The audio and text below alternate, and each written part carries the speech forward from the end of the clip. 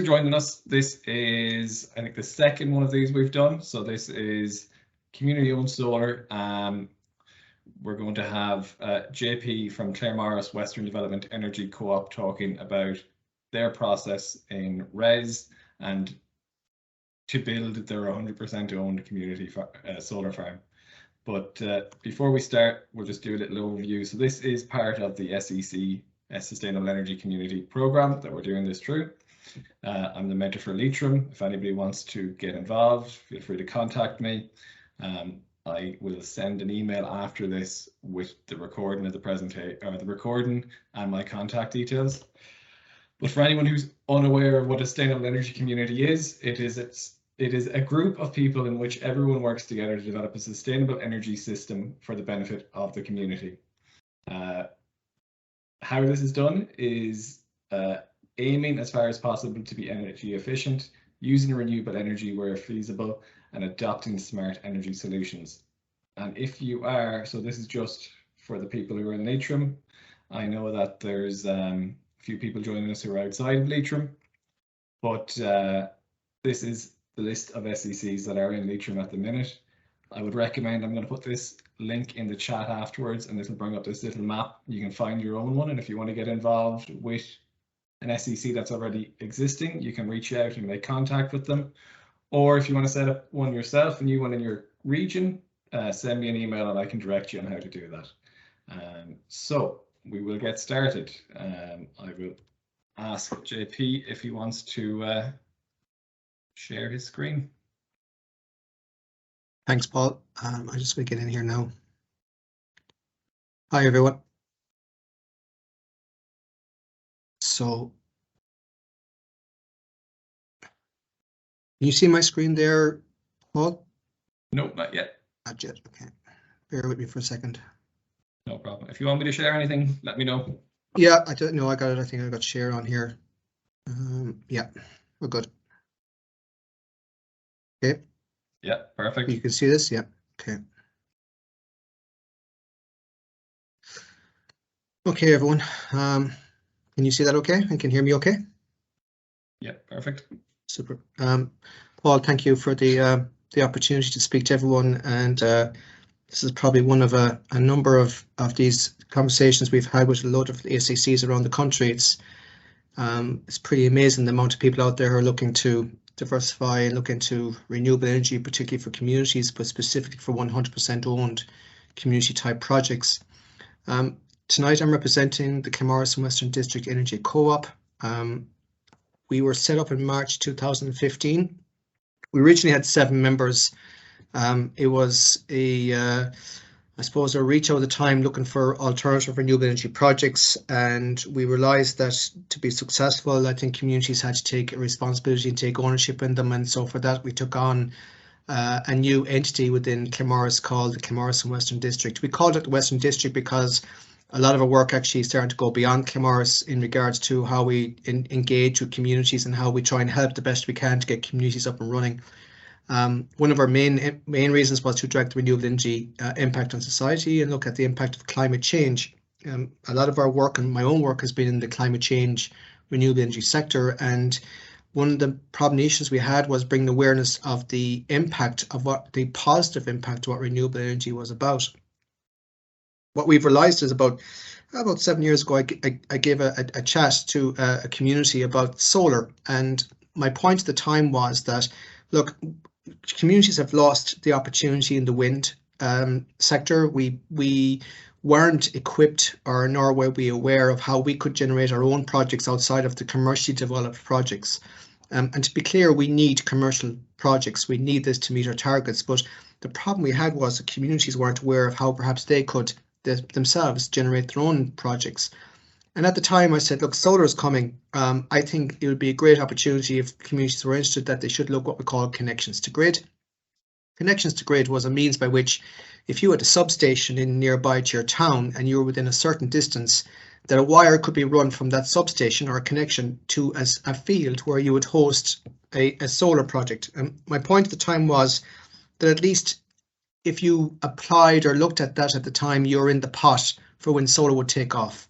And lo and behold, 7 years later, solar is now becoming a major impact here in Ireland. The Solar Association, Connor had their conference maybe 2-3 weeks ago, and there's a lot of positivity around solar now in the fact that the cost of solar is reducing, but the impact on the climate change and also the positive impact for communities was developing. But a continuation, what we want to do also was we want to see, could we become more dependent on our own energy generation, and could we create jobs for communities and within Claremorris town, and that now has grown to 149 members within the town itself. Ironically, we could probably take another 149 or 3 or 4 times that amount of members, but we have restricted to 149 now until our next meeting, whereby we'll extend that to possibly 300 members.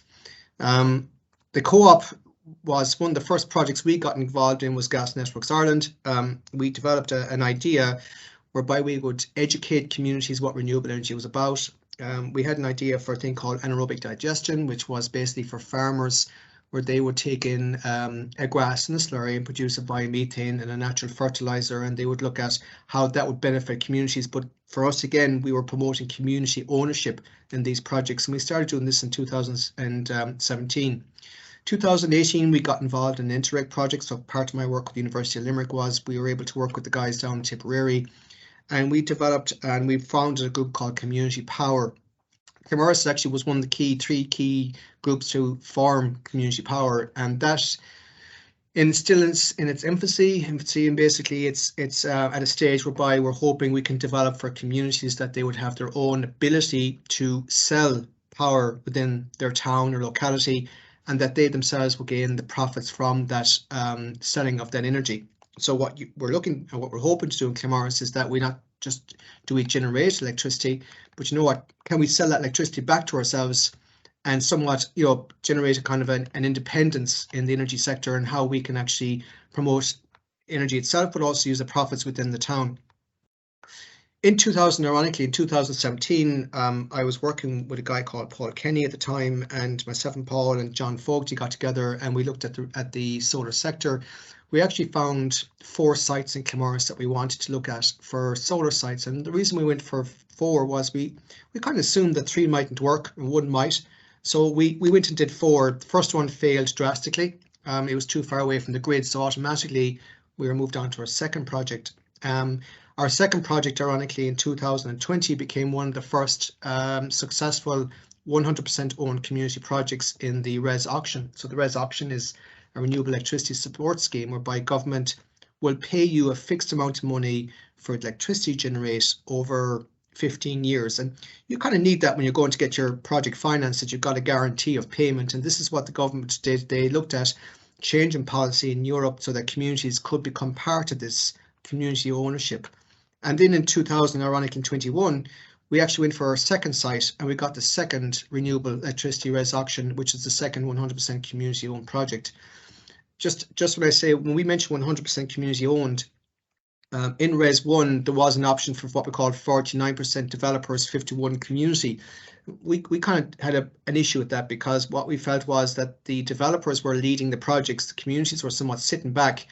But ironically, through the 15-year period, the developer was going to charge for maintenance, support, and the money that could be generated for the community was depleting. And we kind of realized there'd be really very little money for the community in that type of relationship. So we actively canvassed government that projects for community be 100% owned by community, that any profits within the project go right back into your community specifically, and that you use that as kind of a platform or a foundation to develop your ideas. So in the case of Claremorris, everyone knows we're down here. If ever you look at the news or weather, you'll see Claremorris pop up every so often because we have that weather station in there. So we like to set a few records every so often between flooding and everything else. But for people who know us, we're South Mayo. One of the first things we did, actually, ironically, in our projects was a lot of you guys would be familiar with your the Energy Master Plan, which has been formulated by SEAI. In Claremorris, actually, we didn't actually do what we call an Energy Master Plan.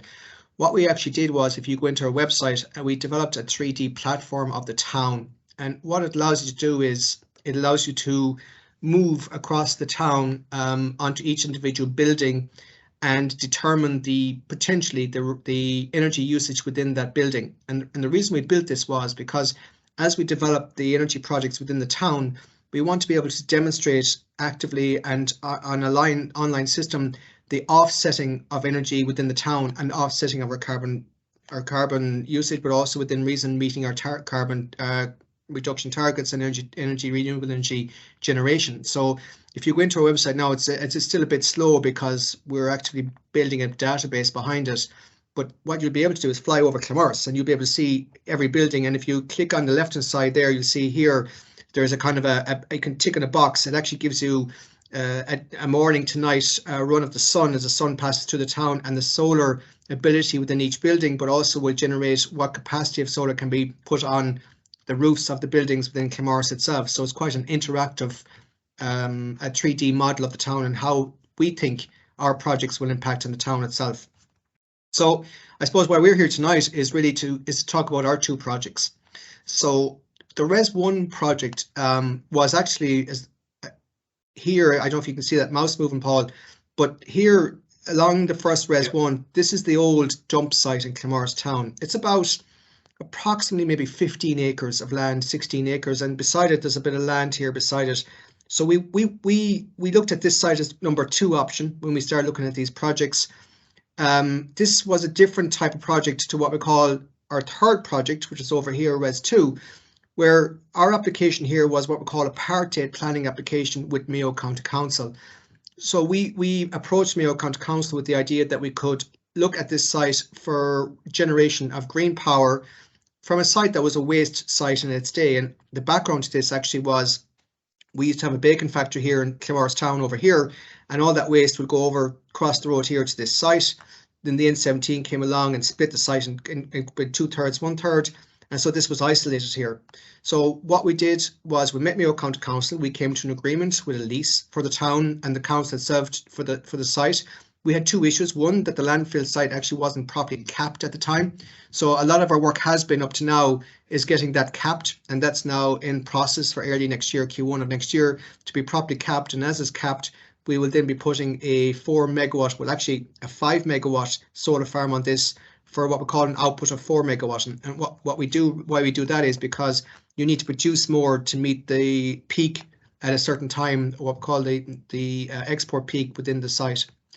So when we met Mayo County Council, our work was it was an easier path. The council would have put the application to their own council.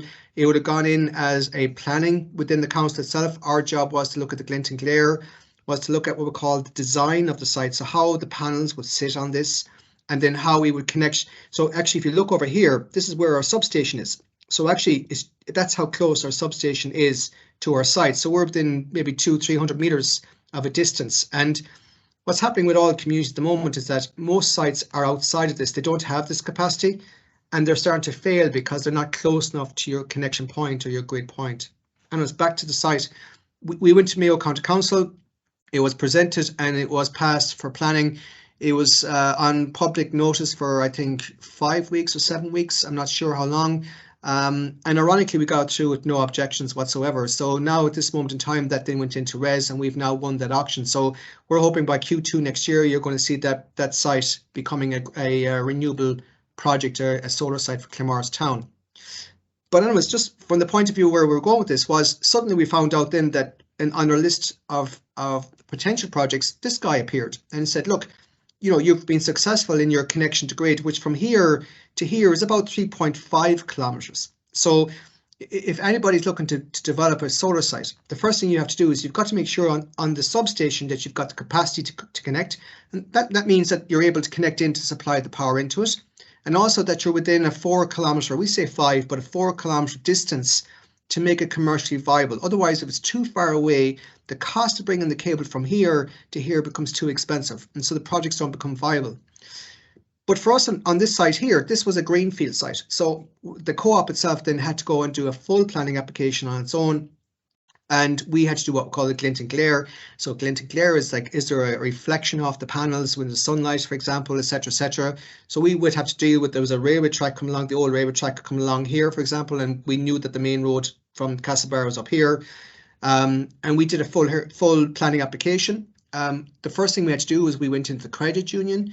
We had to raise €25,000 at the time ourselves, put personal guarantees against that because we couldn't raise the money otherwise. The planning fee and everything cost us about 23 by the time we'd finished. But what actually happened was when we put in for the planning, we had no objections. We got the project straight through. There was absolutely no objections. Sometimes we think it was down to, at that stage, we had a lot of people involved and it was being communicated as being a community project. We didn't have as much of a difficulty. And you know, I've been on the other side where you're trying to develop projects where it becomes a massive difficulty if people don't understand what you're doing. And as a developer, you're always questioned to what you're doing. In this case, because you're a community entity, it was much easier to get the project across the line. As a consequence, we went into auction Res 2, and we were successful in the second auction in Ireland. So to give you kind of an understanding where we are, in Res, there's possibly only 4 100%, maybe 6 100% community-owned projects. Of that, Claremorris now has 2 projects. So we've been very lucky, although someone says the harder you work, the luckier you become.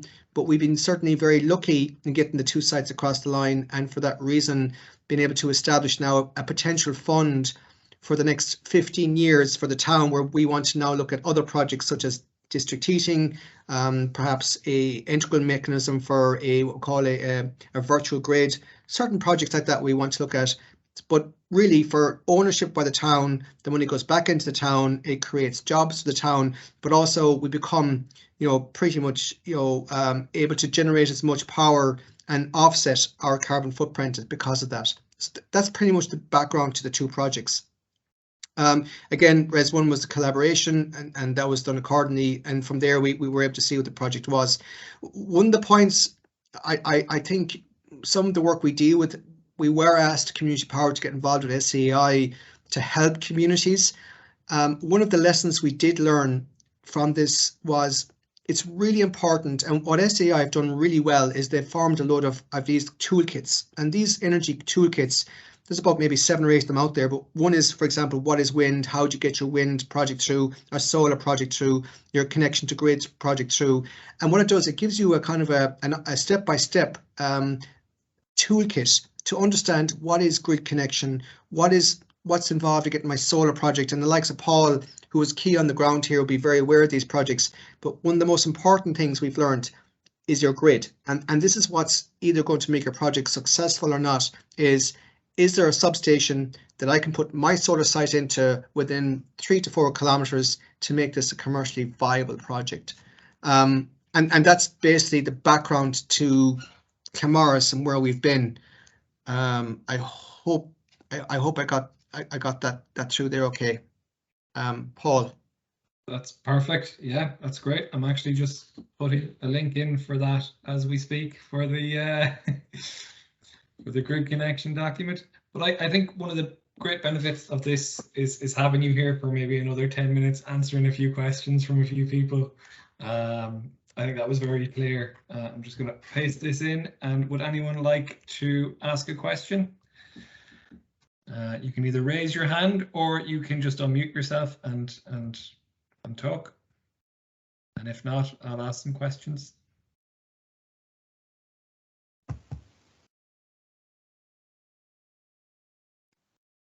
Nadine, could I come in here, Paul, if you don't mind?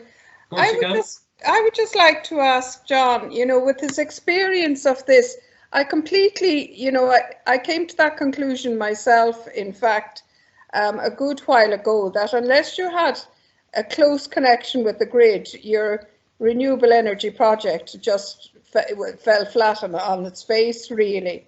And of course, we're in Leitrim, where there is very poor grid connection altogether.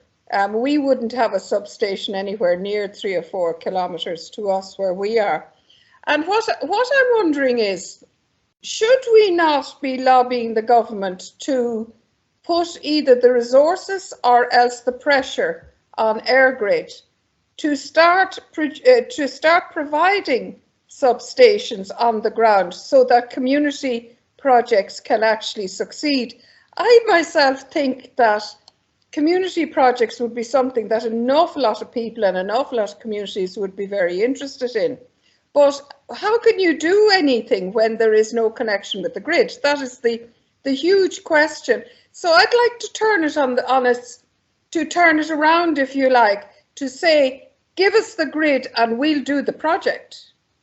You know, but I have kind of proposed that to EirGrid a few times, and really the reaction is more or less they laugh at me, you know, because of course, I mean, we had the idea with, I'm a member of the North Leitrim SEAI, and one project, they suggested that we'd actually pay for a substation to be built, you know. That's nonsense, absolute nonsense. So that's the point I'd like to make. I'd also like to congratulate you very sincerely on the work that you've done. I think it's fantastic. I think Claremorris is a kind of a beacon in the darkness of community energy in Ireland, you know, yourselves in Tipperary, you know, but I think it's completely ridiculous that in Ireland that we don't have community energy projects everywhere, considering the length of time the likes of Paul and Mel and the rest of it have been beavering away, and that's happening all over the country. And the grid is, I would say, by far the biggest barrier there is to communities actually getting involved. Now they're talking about small solar, we're going to come across the same problem again. It's a really good point, Edina, and in fairness to you, one of the things as a consequence what's happened is that about a year and a half ago, Eamon and Ryan pulled together a working committee. It's called the Community Res Working Committee, and on that, myself and John Fogarty sit on that committee. So we do have CRU, ESB networks, and we have our grid guys. And so this is what's happened over the last while. 90% of projects are failing because of a grid, but it's beyond community. It's actually in the commercial element. So two problems arose, and we've had this out ESB networks, and there's two policy changes happening at the moment which we think may change that.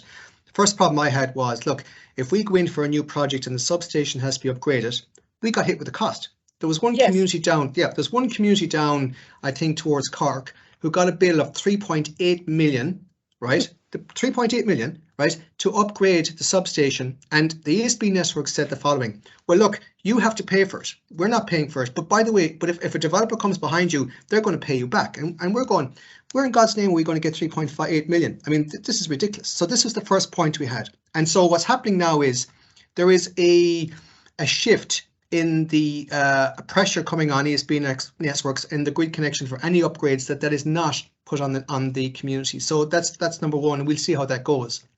But the second one is that, say for example, there's a commercial development. Say a developer comes along and he wants to put a big wind turbine project in. So he has the money to put that grid connection up maybe 10 miles away if he wants to do it and upgrade the substation.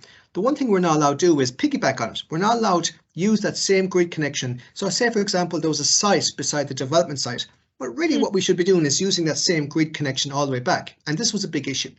Anyways, in the meantime, in the last 9 months, ESB networks are coming with a draft policy, what we call the hybrid connection, which now, if a developer comes along, it will now give the community an opportunity to use the same grid connection to connect, and what we call to connect to disconnect. You will be allowed to use his grid connection to connect on a site beside the development, and then you disconnect your project from his, but you're using the same grid. So this will start to equip communities with developers as they come along. And in fairness to Solar Ireland and to Connor, now we put this, would you be interested in doing this? And I said, absolutely, we have no issue with this. I mean, if you've got land beside a development that we're doing and we can share the grid, we have no problem. And so this was something we've been pushing, and we think this will be drafted by Q1 or Q2 next year, and that's another solution. But you're absolutely right, it goes beyond that. You had a 12 billion budget with networks announced 5 or 7 years ago, which they've spent nothing on, doing nothing. And it goes beyond community. If we're to meet our targets, the grid is just not there. But it's not just in Ireland, it's in a lot of countries. But unfortunately, our guys have been very slow to react. And there is solutions, but I think for communities, very unfair to be asked to pay for the full cost. And I think, in fairness, I would say to Eamon Ryan, the one thing he is pushing is community, and he is looking at that to be resolved. So we'll see how that runs. Thanks, John. Paul, I think. Paul, I think you've your hand up there. Would you like to unmute yourself? Yeah, thanks. Can you hear me okay? Yeah, perfect. Right. I agree, Aideen. John, congratulations. You're doing great work there. It's very encouraging to see a project at your stage. I just a couple of questions, John. I'm just wondering, are the sites community owned or part owned, or how have you managed that? And secondly, then, did you choose sites that were available and then go for a site survey, or did you have a general site survey done and pick sites based on that? Yeah, thanks, Paul. The first question is that the council site is a lease. We're leasing the landfill off the council, so it disconnects us from the council at the point of view and the relationship. Now, we are involved in another project in the town, which is a partnership with the council. So in fairness, we have a good working relationship with the guys down there. The other farm is a farmer, and he's getting paid per acre for his land. So when we did this initially, is we had to find sites, because you need 25 acres of land really to get your size type of project that you need to build. Now that's changing. I mean, technologies are changing. So I suppose, that's the first thing. But really, Paul, to be honest, there was no surveys done. We picked two sites that we thought we'd access to. They were close enough to the grid, and we just put in the grid connections. The land doesn't have to be fantastic land as long as it doesn't flood.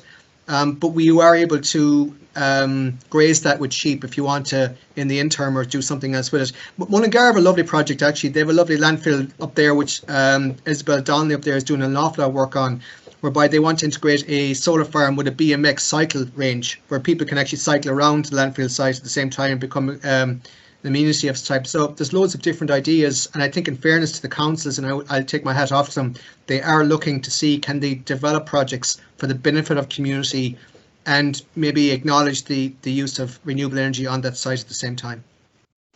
Right. Thanks, John. That's good. So we have another question that came in on the chat, and that is, hi John, who is the main point of contact in Mayo County Council? Niall's signature. Hey, Niall, we initially worked with the Mayo County Manager, actually. We went from Mayo County Manager. We had a great guy there, Pat McHale, but he's moved on now. So we're actually getting a new contact in there at the moment. But Pat McHale, the time was guy we worked with, and he was fantastic. He, if there was any issues on the leases, if there's any issues on, for example, the Part 8, putting the Part 8 planning together, it is probably Department of Environment at the end that you end up working with. But in fairness, you see, this is beneficial to the council, because indirectly, by building these projects, you are by working with the council on the land, there is a contribution to the meeting their targets. So we indirectly are as making, probably giving kind of a support to the council in meeting their county targets in generation, and particularly in community, but also meeting the carbon offset. So it's of benefit to the council as well in their targets. So in fairness, they've been very proactive. I'd be honest, I find all the councils are very proactive. They really do see what's needed, and sometimes I think their hands are tied in getting things off the ground. But when they do, I have to say, from the councils we've worked with a good few of them under community power. They've been really proactive. I think you're. There you go. Can you hear me, John? Yes, you. Yeah, no, listen, that's brilliant. I'm actually with the Department of Environment and Monaghan County Council. That's why I came on this here, just to see how that would work. And I was wondering, would it be a possibility that I could pick up the phone to you at some stage and have a chat with you? No problem. Anytime. Brilliant. Thanks very much. You're welcome. Okay, Seamus, I think you have your hand up there for a while as well. Just a couple of questions for John as well. If you could just talk a little bit more maybe about the cooperative structure, the company, if like how you went about setting that up. Maybe you mentioned it already. I was just a couple of minutes late for your meeting, but how just talk about that structure. Sure. So we're a cooperative. So it's one vote, one share, one vote for everybody. So of the 189 people, we all have an equal vote within the cooperative service. It's a three-year cycle. So the board directors cycle every 3 years. We anticipate that new directors will come on board and will extend on that. But for the projects then under the co-op, so if I'm up here with the co-op, for financing these projects, the companies have to be in limited companies. So we have to detach the solar projects from specifically the operation of the co-op. And what you do is you set up limited companies.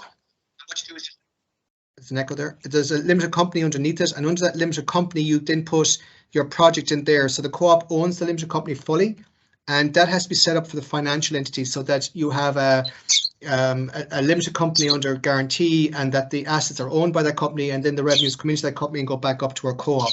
So that's the basis by which we've structured this in Claremorris Town. You have options. It can be, you can set up as a limited company, you can set up as a cooperative. There's plenty of options out there how you would set that up.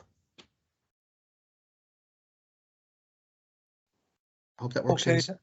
Yeah, we're kind of at the stage, we're a very small group. We've had a detailed survey conducted for community solar, but we're kind of at the moment too small or too limited to kind of go ahead and finance anything, so we need to take that step. And also our other issue then is just securing the land. We have a couple of potential sites, but we need to make arrangement with the landholders, and that's kind of holding us back as well. We don't want to kind of fire prematurely there, until we have a good plan in place. So, but there is a situation, and Paul will be a lot more aware of this than me, but there is a situation, Seamus, where SEAI have what we call a trusted advisor situation, where they will do what we call a low-level feasibility, a high-level feasibility, and a detailed feasibility.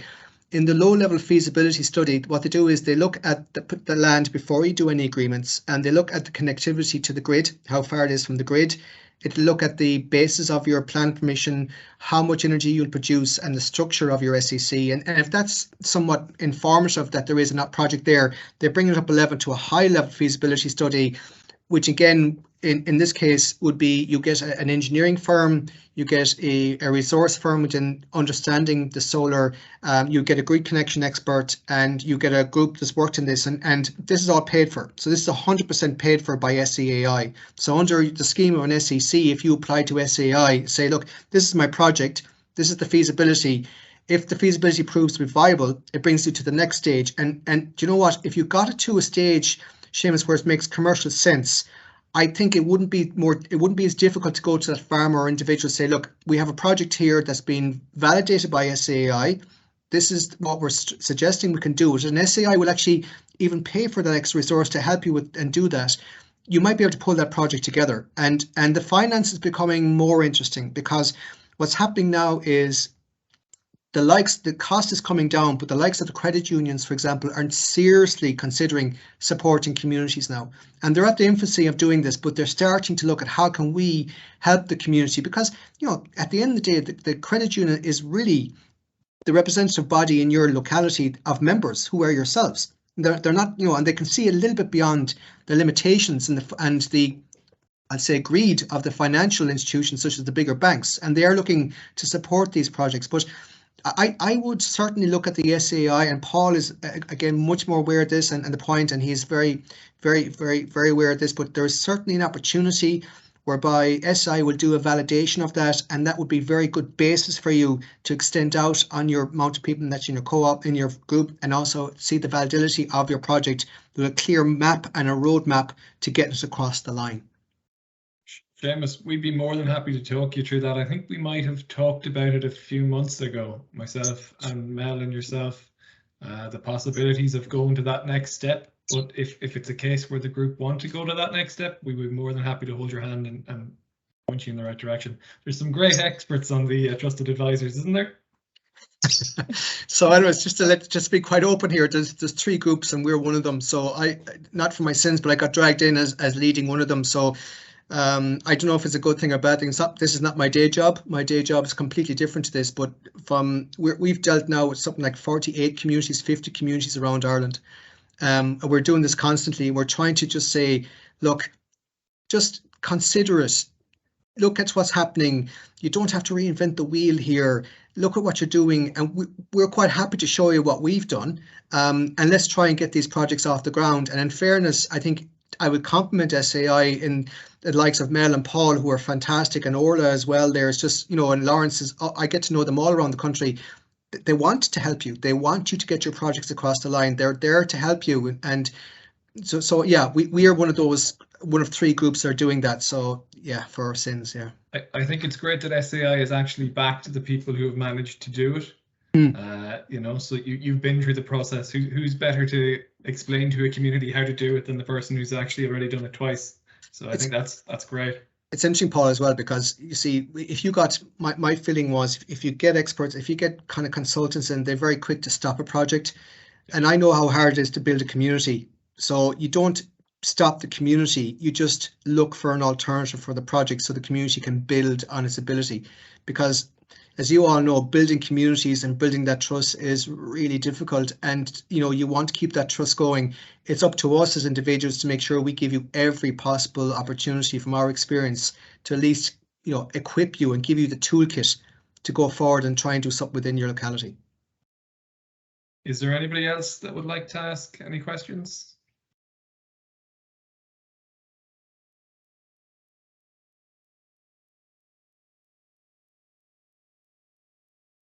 Feel free to unmute yourself and chat if you can't find the put up the hand.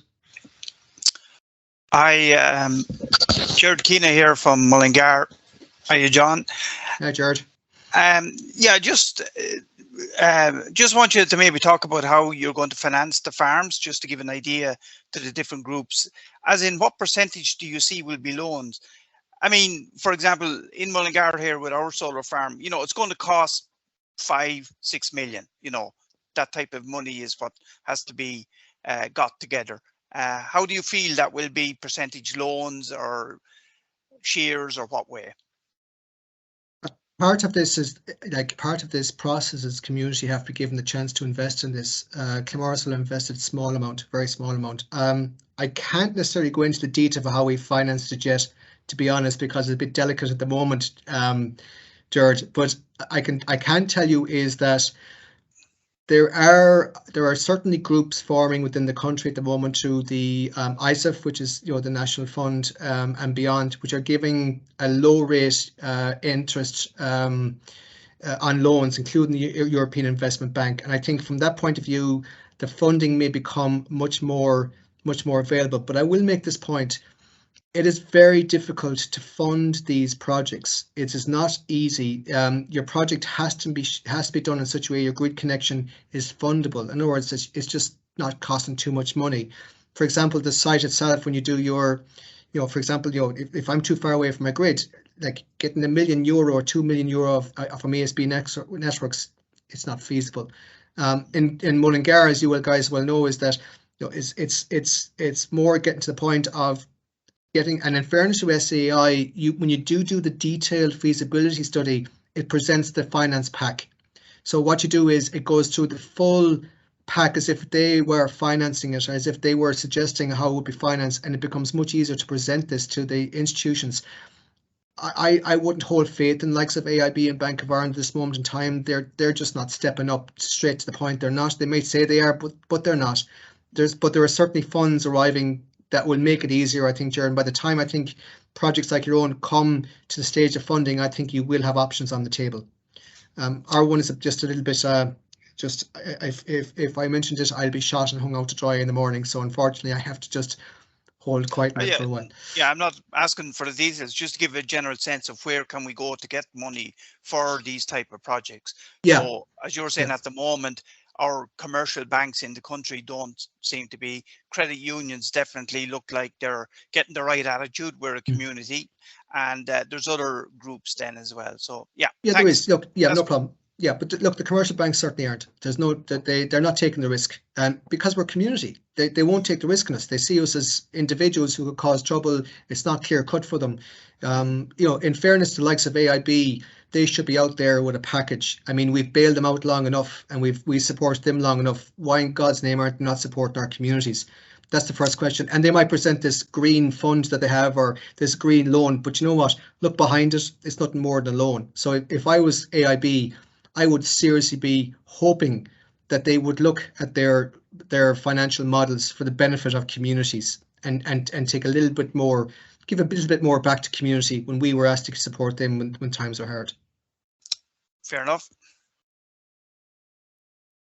Okay, that's great. Well, we're coming up to 45 minutes, so if somebody has one last question, we could do that, or if everyone's happy, we can call it a night. If I could just come in there, Paul, for a minute. Jared McPartlin, North Leitrim, SEC. I'd like to thank you, John, for a very concise and informative talk there. You used the term capped in relation to your RES 1 site. What can I ask you what you meant by that? If I meant if it's in the finances, so what happens with the auction, Jared, basically is that and I think this is going to change. There's a new scheme coming out, which is the small generation support scheme, whereby I think with res auctions, it was every 18 months there's an auction, and in that auction you had to bid into government to say how much you'd sell your power for to the grid for 15 years. So the maximum you could ask for was 12 cents a kilowatt. And I think the average for the first res 1 was everyone was averaging around 9 cents or 9.5 was the auction success. What happens is that's what you're paid for.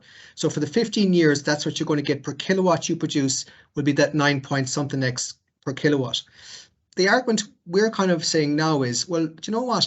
Should it not be a situation that we're not capped? In other words, should it be a situation that you're paid for your generation on the same basis by which the bigger guys, outside of this can be paid on the next day purchase? So that's something that we've kind of asked about and see could that be done. The problem is the finance houses don't like that because there's uncertainty to that, whereby with the grid, because you're capped, because you're guaranteed a certain amount per kilowatt you produce for 15 years, the institutions find it easier to fund the projects.